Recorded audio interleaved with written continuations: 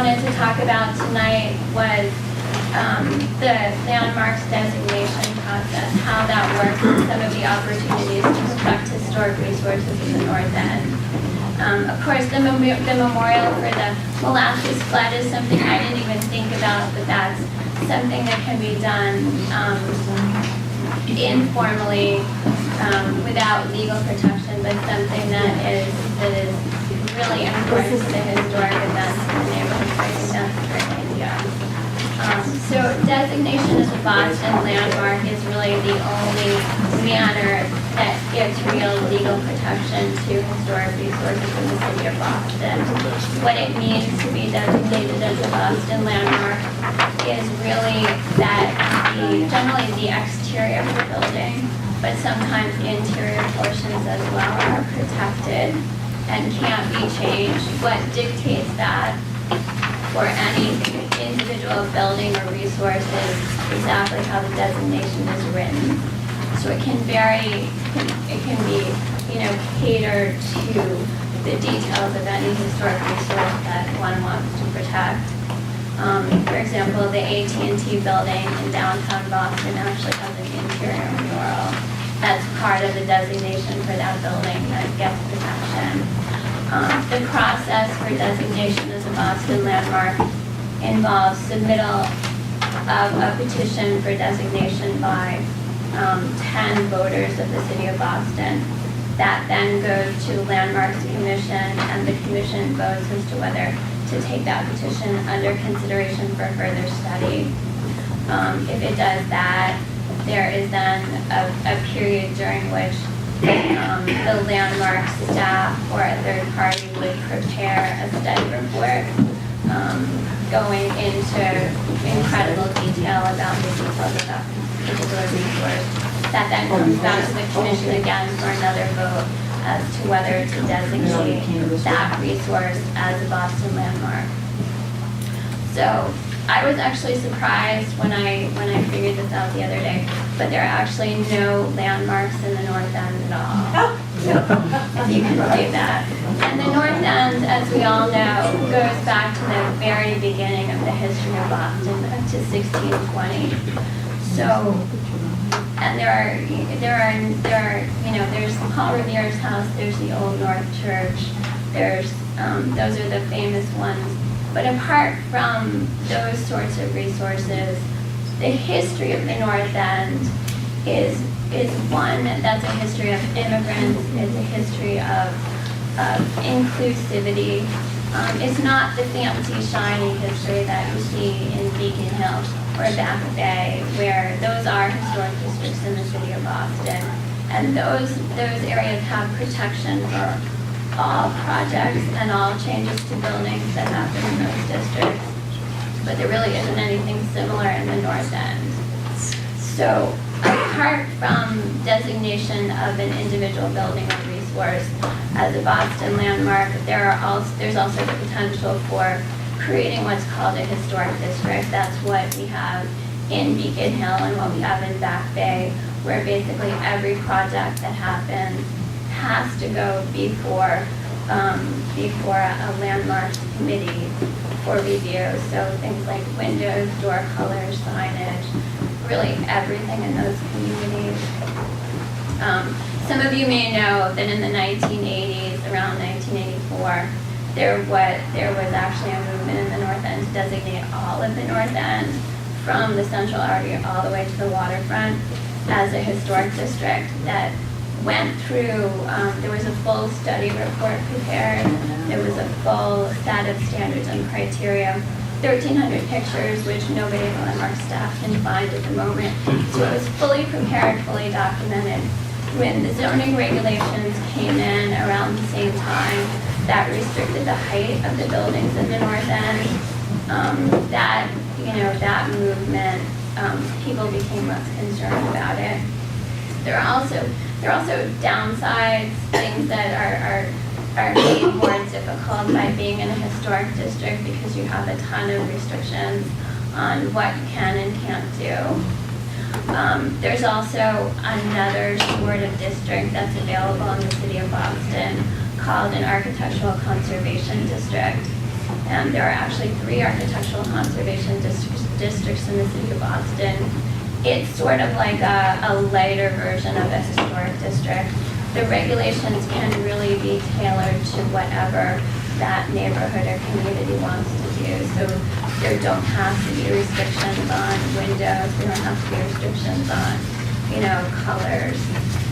It really can be, made to do exactly what the community wants to do in order to protect what that community thinks is important.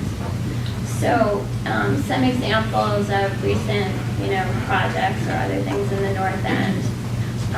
The street lights that we see being changed in the neighborhoods that, are maybe taking up too much of the sidewalk. If the North End was a historic district or an architectural conservation district, all of that would be subject to review. If that was something that was required under the regulations. So things like light poles, things like modifications to historic buildings. Like, for example, the Knights of Columbus project that's just getting underway here. It's an incredible project. Is wonderful because it's going to save in large part the historic Knights of Columbus building. But on the other hand, there are changes being made to the exterior of that building and the roof of that building that would be subject to a greater, level of detailed review if the neighborhood was a historic district or an architectural conservation district. Apart from those sorts of official designations in the city, there's also the National Register that probably a lot of you are familiar with. There are only 13 National Register properties in the North End and 3 districts. So, even National Register status is really an honor for a building or a resource, but it doesn't really give any protection to that resource. The only restrictions come into play if the owner is benefiting from tax credits. And apart from that, there is protection under the Boston Zoning Code, Article 85, for any building that's proposed for actual complete demolition. So a lot of the work we see going on in the North End is more renovation of buildings on the interior rather than complete demolition of buildings. So Article 85 protection, just to be clear, is only protection for 90 days. So we call it demolition delay. All it does is the commission can impose a delay of 90 days to give the proponent and the community, if it's a resource that the community cares about, the opportunity to work out some sort of agreed protection for that resource. So that's not real protection either. So it's really designation as a Boston landmark or a district is the real protection that we have for historic resources. So, questions? The votes necessary for adoption of a historic district or a conservation, architectural conservation district. Can you tell us about that? Yeah, so it has to be voted by the Boston Landmarks Commission, and then it goes to the mayor of the city of Boston for approval. Assuming the mayor approves it, then it can be overturned by a 2/3 vote of the city council.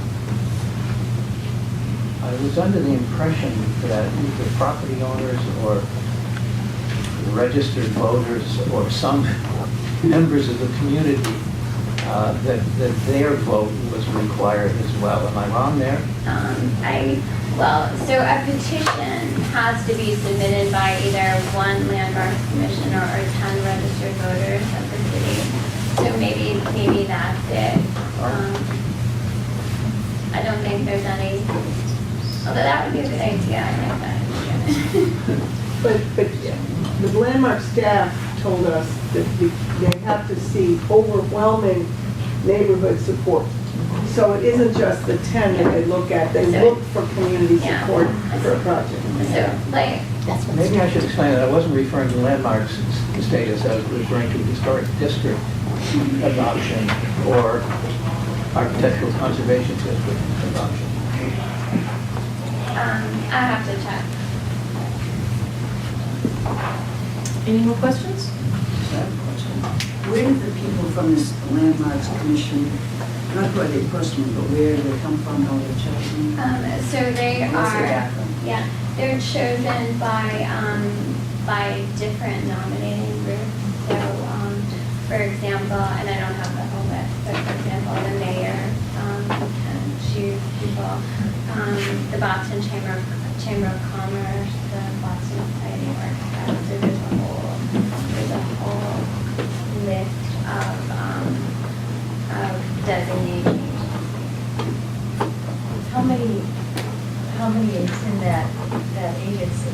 It varies, and I think it varies because of the process for appointment and confirmation by the mayor, but it has to be at least 7 people, and I think we have about 15 right now. The last fellow ago, the last meeting we were talking about this building, people were talking about the possibility of this building deployment of the landmark. Is that just talk, or is it an ongoing process? So it's an ongoing process, and I think Dave Kubiak is gonna talk about that when I'm finished. But Ellen and others are in the process of actually submitting a landmark petition to designate this building the outside of the bathhouse and also the Polcari playground as a Boston landmark. Explain what that would protect and what that would not protect. So in this petition, that would protect the exterior, only the exterior of this building, and the playground, the appearance of the playground. So not the interior. So really everything can be done with the interior. And not the use of the building. And not the use. And then depending on, what the details of the designation are, there could be elements on the exterior that could be changed if that was something that was worked into the designation if it were ultimately approved. Will someone keep us informed of that? Yeah. Thank you very much. Oh, I'm sorry. MJ Schultz, Commercial Street. Is there a typical timeline that you could cite as to length of time it takes for the staff to prepare the report and, the initial acceptance and then the final vote? Yeah, it can go very quickly, particularly if there's a building or a resource that's in danger of being demolished or being altered. So it can be expedited. Typically, probably 6 to 9 months. As is with the case with a lot of city agencies, the Landmarks Commission is very understaffed, and it takes an incredible amount of time to prepare the study reports. But if there's something that's actually in danger, it speeds up. Thank you very much.